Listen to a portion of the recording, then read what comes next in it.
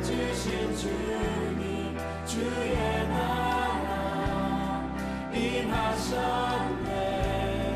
이 땅 위에 주님께 영광.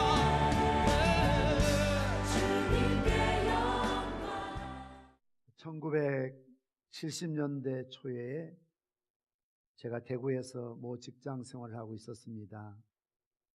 그 당시에는 지금처럼 KTX나 또 도로가 활짝 열려서 그런 좋은 길들이 별로 없던 시절이지요. 대구에서 영덕까지 가는데 거의 4시간, 5시간 완행 버스 타고 다녀야만 했습니다. 그 당시 영덕군청에 복사기를 납품했는데요. 대략 한 200만 원쯤 됩니다. 지금은 그보다 더한 물건을 납품하면 온라인으로 결제하고 송금할 수 있지만 그 당시에는 이런 온라인 인터넷 뱅킹, 폰 뱅킹이 되지 않는 시절이기 때문에 가서 군청에서 발급한 수표를 가지고 농협에 가서, 지정된 농협에 가서 현금으로 바꾸어서 가방에 넣고 가져와야 하는 것입니다. 수금을 해서 영덕에서 완행버스를 타고 대구로 다시 돌아오는데 가방을 안고 있자니 한눈에 돈가방인 줄 눈치챌 것 같고, 또 아무렇게나 버려두자니 또 굴러가거나 누가 들고 가면 좀 어렵지 않습니까? 그래서 내 눈에 잘 보이는 건너편 선반 위에다가 가방을 딱 올려놓고 또 그걸 계속 쳐다보자니 다른 사람들이 눈치챌 것 같은 느낌이 또 들어서 눈을 감고 자는 척 하면서도 연실 눈을 뜨면서 쳐다보는데 버스가 오다가 내리고 태우고 오다가 내리고 태우고 그런 버스 아닙니까? 그런데 왜 그날따라 타는 사람이 전부 도둑놈처럼 보이는지 모르겠어요. 돈 냄새를 맡는다는데 저 돈가방 냄새 맡고 올라오나. 그리고 왜 또 하필 그 가방 있는 데서 서성거리고 아무도 없으면 좋겠는데 그렇게 또 서서 가는지 모르겠어요. 그래서 얼마나 신경이 쓰였는지 모릅니다. 결국 무사히 잘 돈을 가지고 왔습니다만 오늘날은 참 우리가 얼마나 편리한 시대에 삽니까? 은행에 입금시키면 은행 가지 않더라도 인터넷으로, 전화로, 또 스마트폰으로 돈을 보낼 수도 있고 결제할 수도 있으니 참 편한 세상 우리가 살고 있습니다. 오늘날 우리 일상생활과 은행과는 깊은 관계가 있습니다. 카드를 안 쓰는 분이 거의 없으시잖아요. 또 돈이 있으면 꼭 통장에 은행에 저금을 해 놓습니다. 필요할 때 보낼 수도 있고 찾아 쓸 수도 있습니다. 만약 은행이 없다면 여러분이 받은 월급이나 이런 돈들을 집안에 보관한다고 한번 생각을 해 보십시오. 밤에 도둑이나 강도가 들지 않을지 걱정이고요. 또 외출할 때 불안해서 아마 멀리 외출하기도 어려울 것입니다. 그러나 물론 많은 돈은 없으시겠지만 얼마가 됐든 그 돈을 은행에 맡겨놓으면 든든합니다. 요즘은 은행에서 돈뿐만 아니라 귀금속 또 소중하게 생각하는 것까지 다 보관을 해줍니다. 오늘 본문을 기록할 예수님 당시에는 더군다나 은행이 없던 그런 시절입니다. 그래서 땅속이 은행이었다고 합니다. 땅속이 가장 안전하다고 생각하고 돈이든 금이든 은하든 보석이든 땅속에 감추어 둘 수밖에 없었다고 합니다. 그것도 가족들에게도 알릴 수 없습니다. 모르게 밤에 나가서 자기만이 아는 은밀한 곳에 가서 깊게 땅을 파고 거기에다가 상자나 단지에 그 보석들을, 돈들을 보관합니다. 물론 그때는 지금처럼 지폐가 없습니다. 실제 금으로 만든 돈이요, 은으로 만든 돈인 것이지요. 또 보석 같은 것 있으면 그것을 그 상자 안에, 단지 안에 보관할 수밖에 없는 것입니다.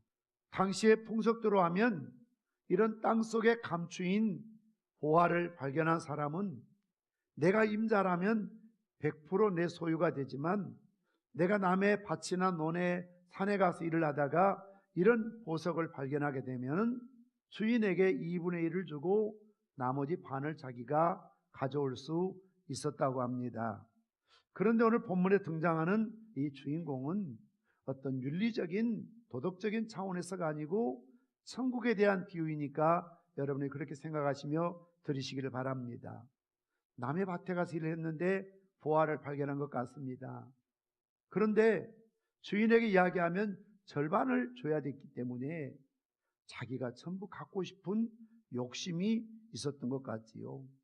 그런데 100% 가지려면 그 밭을 사야 되는 것입니다. 그래서 그는 이런 감격과 기쁨을 억누르면서 자기 집으로 돌아갔습니다. 그리고 어떻게 합니까? 생각만 하고 있습니까? 기쁘고 즐겁다 이 마음만 품고 있습니까? 아니죠. 그것을 내 것으로 만들기 위해서는 그 밭을 사야 하는 것입니다. 그래서 자기의 전 소유를 팔아서 밭을 사느니라, 사야 된다는 것이죠. 오늘 본문의 중요한 것은 비록 이런 부하가 있다 할지라도 알지 못하면, 발견하지 못하면, 숨겨져 있으면, 감춰져 있으면 아무 의미가 없다. 그래서 천국은 마치 보화를 발견한 사람과 같다. 천국을 소유한 사람은 마치 밭에 감춰진 보화를 발견한 사람과 같다는 거지. 그러나 어떤 사람은 밭을 다니고 밭에 일하고 밭을 지나다니고 밭에서 거의 살다시피 하지만 보화를 발견하지 못한 사람이 있다는 겁니다. 교회 다니고 예배도 드리고 봉사도 하고 기도도 하고 전도도 하고 충성도 하지만 참 죄송하지만 천국의 보화를 발견하지 못했다는 것이지요. 그러니 감격이 없습니다. 그러니 기쁨이 없습니다. 그러니 행복이 없고 즐거움이 없는 것입니다. 때로는 교회 가는 것이 부담되고 힘들고 봉사하는 것이 지치고 부담되고 어렵고 이런 마음을 품게 되어 있는 것이지요. 그러나 정말 천국을 발견한 이 보화를 발견한 사람의 마음속에 감격과 기쁨이 있다면 교회 오는 것이 기쁘고 예배 드리는 것이 행복하고 설교 듣고 찬송하고 주를 위해 봉사하고 헌신하는 것이 해피하고 행복하게 될 줄 믿습니다. 어마어마한 보화가 감춰져 있다는데 이것을 발견하지 못하고 살아가는 사람이 너무나 많이 있습니다. 왜 그럴까요? 인간의 죄와 고집과 불의와 지나친 욕망과 욕심 때문에 이 보석이 가리워져서 사람들의 눈에 보이지 않는 것입니다. 보화를 발견한 사람이라면 그냥 발견한 것이 아니라 보화가 들어있는 항아리 위에 돌멩이와 흙을 다 걷어낸 다음 보화가 나왔듯이 인간이 하나님의 보화인 그리스도를 발견하기 위해서는 마치 밭의 비유로 말하면 가시덤불 같은 돌멩이 같은 길가와 같은 이 밭의 불신앙들을 다 제거하고 자기 생각과 자기 고집을 꺾어야만 이 보화를 발견할 수 있거든요. 드러나고 공개된다면 벌써 아무나 가져갔겠지요. 감춰져 있기 때문에 이걸 우리가 기독교 용어로 계시라고 말합니다. 다 볼 수 있는 것이 아니라 발견한 사람만 본다는 것이죠. 하나님이 계시해 주시는데 다 볼 수 있는 것이 아니라 하나님이 특별하게 열어서 보여준 사람만 볼 수 있다는 거죠. 그래서 이 계시라는 것은 베일에 감춰져 있다. 커튼이 딱 쳐 있는데 열린 곳에 있는 사람만 볼 수 있는 것이죠. 이걸 계시라고 합니다.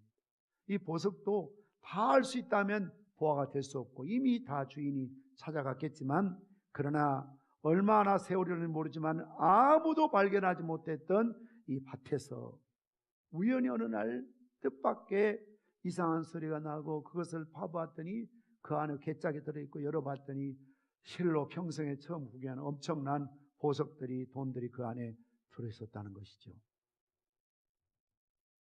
여러분 이 밭 주인이라 할지라도 자기가 갈지 못하면 않았다면 이 보석을 발견할 수가 없습니다.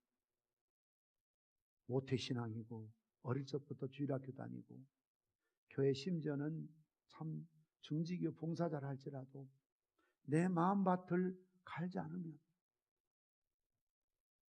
밭 주인이라도 보화를 알지 못했던 것처럼 어떤 사람들은 교회를 다니고 교회에서 머물고 지나다니고 교회 살고 충성하고 봉사하지만 그러나 보화를 발견하지 못한 불쌍한 사람이 있을 수 있다는 것입니다. 보화를 발견해야 됩니다. 하나님이 세상을 이처럼 사랑하사 독생자를 주셨으니 이 말씀을 모르는 사람이 없습니다. 그러나 보화를 발견하고 은혜를 받고 거듭나고 중생의 체험을 한 사람이 하나님이 세상을 이처럼 사랑하셔서 독생자를 주셨구나. 세상이 새롭게 보이는 것이지. 전혀 다르게 보이는 것이지요. 제가 목회하기 전에 어느 해인가 감염산 기도 올라가서 금식한 며칠 동안 기도하고 돌아왔습니다. 늘 다니던 길, 아마 지금같이 이렇게 가을인데요, 코스모스가 도로변에 도로가에 쫙 피어있을 때 그런 때입니다. 작년에도 코스모스 피어있어도 별 의미 없이 봤고요, 그해 전에도 피어있고 늘 있는 꽃이라고 생각했습니다. 그런데 참 그때 제가 이렇게 은혜를 많이 받고 하나님의 사랑을 듬뿍 체험하고 금식하고 기도원에서 이렇게 내려오는데요, 길가로 지나가는데요, 거짓말하지 않고요, 코스모스가요, 안녕하세요, 반갑습니다, 반가 정말 반가 막 그러면서 막 엎드려서 막 저한테 절을 하는 거예요. 마치 대단한 사람 VIP가 지나가면 도로에 사람들이 나와서 태극기 흔들면서 환영하는 것처럼 이 코스모스들이 전부 손에 태극기를 들고 저를 향해서 웃으면서 막 인사하는 겁니다. 얼마나 당당하고 감격스럽고 기쁘고 행복했는지 모릅니다, 여러분. 마찬가지입니다. 세상 사람들 볼 때는 오늘 비도 오고 하는데 날씨도 걷는데 뭐 때문에 또 저렇게 교회로 파고 들어가나, 저 안에 들어가면 도대체 뭐가 있나, 무슨 일이 있기에 사람들이 저렇게 교회를 갈까 이해 못하지요. 한 집에 살고 있는 때로는 남편도 이해 못하고 부모도 이해 못하고 입만 열면 또 교회 가나 뭐가 그렇게 재미있냐, 차라리 나하고 오늘 영화 보러 가자, 나하고 들로 산으로 단풍 보러 가자. 그런데 사실 여러분들이 단풍 보는 즐거움보다 영화나 맛있는 음식을 먹고 외식하는 즐거움보다 보화를 발견한 사람은 오늘 이 자리에 나와서 예배하는 이 시간이 내 인생의 가장 최고의 순간이요, 기쁨의 순간이요, 감격의 순간임을 믿습니다. 할렐루야. 그런 분들이 많이 계셨으면 좋겠습니다. 이와 같은 보석인 복음을 만나는 데는 두 가지 길이 있습니다. 한 사람은 마치 값진 진주를 찾아 헤매는 사람처럼 자기가 열심히 찾고 찾아서 이 자리까지 오신 분이 계시거든요. 그래서 탁월한 어떤 종교심이 있고 철학적 사고를 갖고 계신 분들이 있습니다. 정말 이 세상의 창조주는 누구일까? 인간이 어디로 와서 어디로 갈까? 사후의 세계는 어떻게 되는 것일까? 인간에게는 육체와 함께 영이 있는 걸까? 만물의 기원이, 만물의 종말의 끝이 어떻게 이루어지는 것일까? 이런 구도자적인 자세로, 철학적인 사고로 어떤 분들은 아주 불교의 종교에 대해서 심취하면서 불교 서적도 읽고 연구하고 유교 서적도 읽고 연구하고 그러면서 누군가가 성경을 읽으라고 하니까 성경을 읽고 또 연구하다가 역시 예수님밖에 없구나, 하나님밖에 없구나.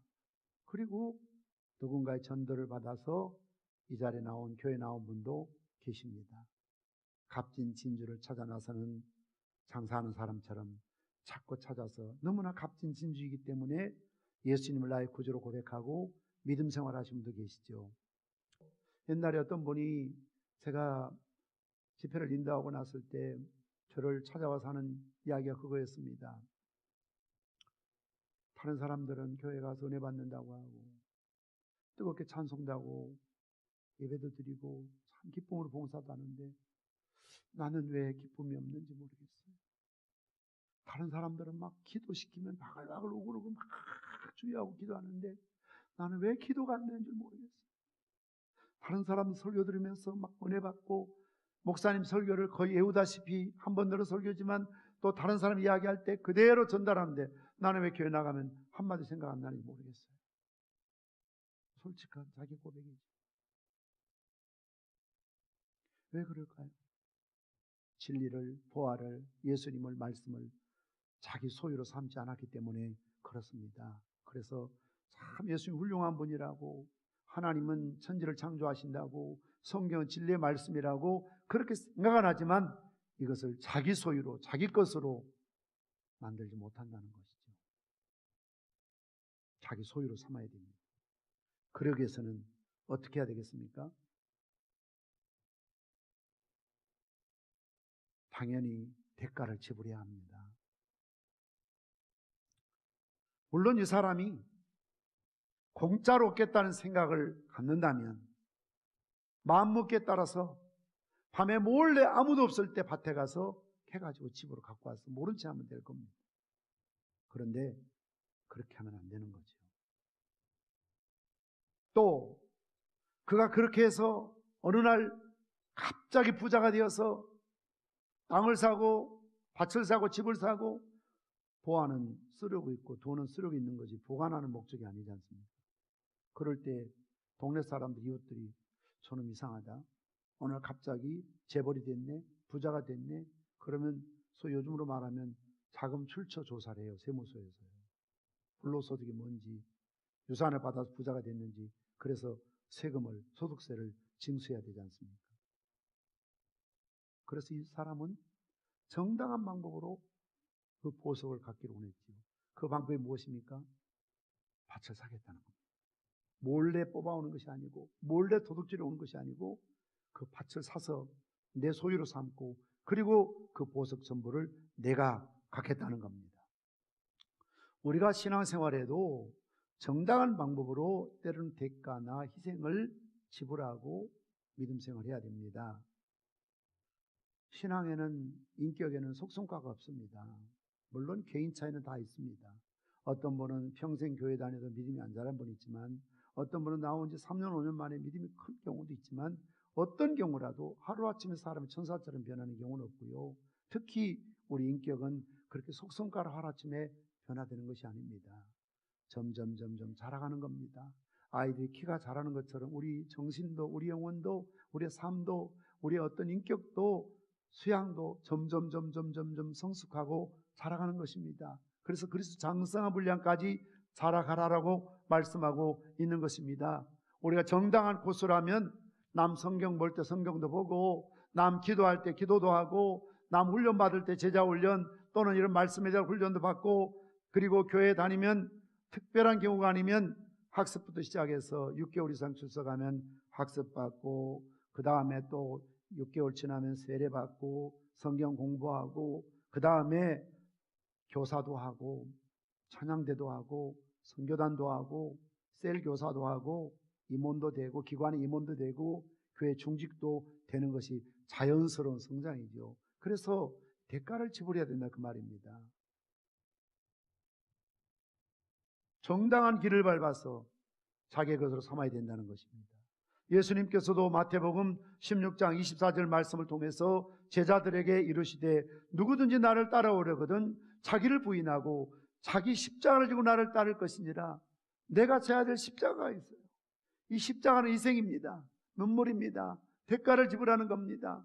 바울이 말한 것처럼 그리스도 남는 고난을 그의 몸된 교회를 위해서 내 육체에 채우며 사는 것이 내가 져야 될 십자가입니다. 목사의 십자가 있고, 장로님의 십자가 있고, 안수집사 권사님, 여러분들이 십자가 있지 않습니까?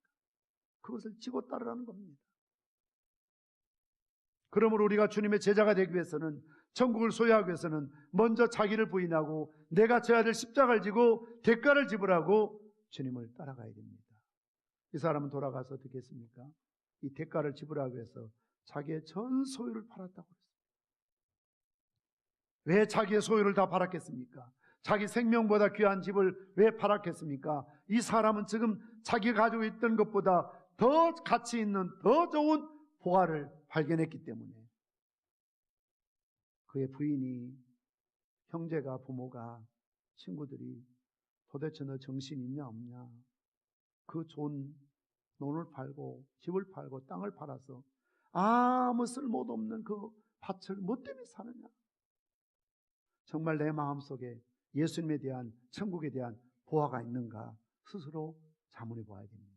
내가 오늘 죽더라도 난 천국 가기 불명하고 나는 이 세상의 무엇과도 비교할 수 없는, 마치 바울이 빌립보 3장 4절 이하에 말씀한 것처럼 옛날에는 세상 명예가 권력이 자기가 좋아하는 것이 최고인 줄 알았습니다. 그러나 예수 그리스도를 발견한 이후에 예수님 아는 것처럼 고사한 것이 없다는 걸 깨닫고 세상의 모든 명예도 물질도 세상 것들도 어떻게 한다고요?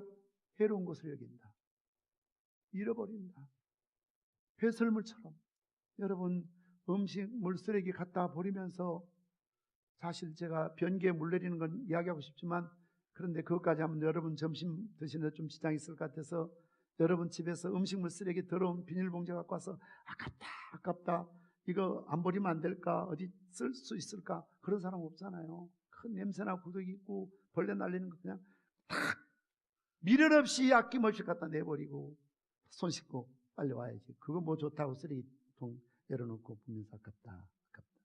이거 내가 썼으면 더 좋을 텐데. 그런 게 아니잖아요. 바울이 말하는 바로 그겁니다.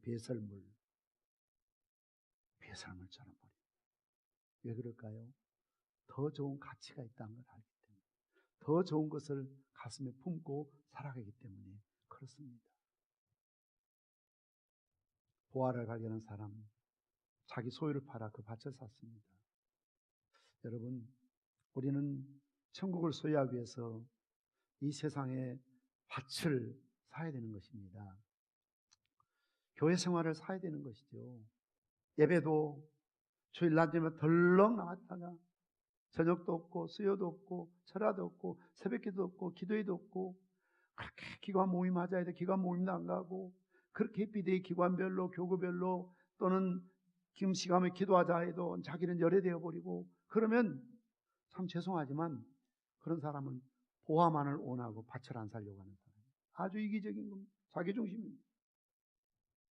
밭을 사야 그 밭 속에 있는 보화를 내 것으로 만들 수 있지요. 어떻게 보석만을 그냥 좋은 것만, 은혜 받는 것만, 축복받는 것만, 잘 되는 것만 그렇게 바라고 사느냐고요. 성경 가운데서도 구원 얻기 위해 그렇게 많은 성경이 필요 없을 수 있습니다. 예를 들면 주 예수를 믿으라, 그러면 너와 내 집이 구원을 받으리라. 하나님께서 이처럼 사랑하는 독생을 주셨으니 이를 저를 믿는 자마다 멸망치 않고 여기서 얻게 하려 함이라. 이 말씀은 제대로 물론 천국 가요. 그러나 우리는 66권의 말씀을 다 믿어야 될 줄 믿습니다. 다 읽어야 돼요. 내가 원하는 요절만 빼서 외우고 읽는 것이 아니라 창세부터 요한계시록 말씀까지를 전부 섭지합니다. 내 몸의 건강을 위해서는 상에 차려진 것 골고루 조금씩 먹어야지 내 입에 맞는 것만 골라 먹겠다는 사람은 편식하고, 그런 사람들은 건강에 성장할 수가 없습니다. 여러분의 자녀들이 편식할 때 부부들이 얼마나 애갔습니까? 여러분들의 신앙이 편식적인 신앙, 나는 은혜만 받겠다, 축복만 받겠다, 잘되기만 바라겠다, 교회를 위해서, 예배를 위해서, 기관을 위해서 아무것도 봉사하지 않고 섬기지 않고 충성하지 않겠다는 것은 보석은 탐내는데 밭을 안 사겠다는 사람 똑같아요. 밭을 사야 돼요. 교회 생활 전체를 수용해야 됩니다. 교회에서 봉사하는 것은 음식을 먹고 누워하는 것 같습니다. 은혜만 받고 설교만 듣고 여러분이 봉사하지 않으면 영적 비만에 걸립니다. 머리는 발달되고 아는 건 많은데 손발이 수족이 없는 사람과 똑같습니다. 우리의 영혼의 건강을 위해서는 교회 생활 다 수용을 해서 마치 밭을 사는 그런 농부의 마음으로 내가 기관을 위해서 봉사하고, 예배 시간에 또 이 예배 저 예배에 참석하고, 기관을 위해서 또는 세를 위해서, 전도를 위해서 충성 봉사해야 되겠다, 이런 마음으로 밭을 사야 될 줄 믿습니다. 온 천하를 주고도 바꿀 수 없는 귀한 목숨, 죄에서, 저주에서, 사망에서 구원받았습니다. 이제 우리는 지금 적어도 천국 아버지 나라에 갈 줄 믿습니다. 그렇다면 이와 같이 소중한 보화를 귀하게 여기면서 소중히 간직하고 기쁨을 누리면서 이것을 얻기 위해서 밭을 사느니라 사가는 것입니다. 아직도 진행형입니다. 밭을 사야 하는 겁니다. 그것을 내 것으로 소유해야 됩니다. 내 것으로 만들어야 됩니다. 이 귀한 보석도, 예수님도, 은혜도, 축복도, 생명도, 천국도, 영원한 상급도, 면류관도 내 것으로 만들어야 될 줄 믿습니다. 그와 같은 감격, 기쁨 소유하고 오늘도 밭을 사는 이 본문에 등장하는 천국을 소유한 비유와 같은 그런 삶을 살아가시기를 주님의 이름으로 축원합니다. 생명의 말씀